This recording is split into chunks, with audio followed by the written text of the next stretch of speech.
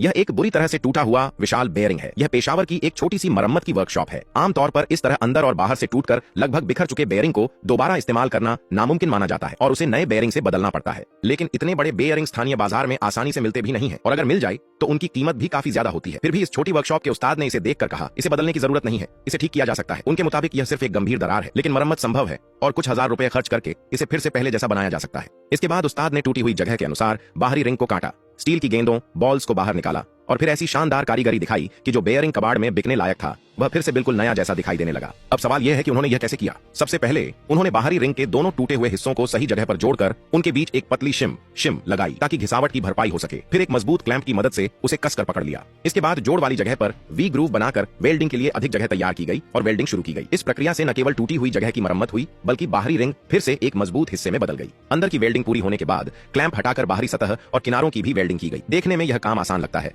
लेकिन वास्तव में यह उस्ताद के वर्षों के अनुभव और बेहतरीन हुनर की परीक्षा होती है।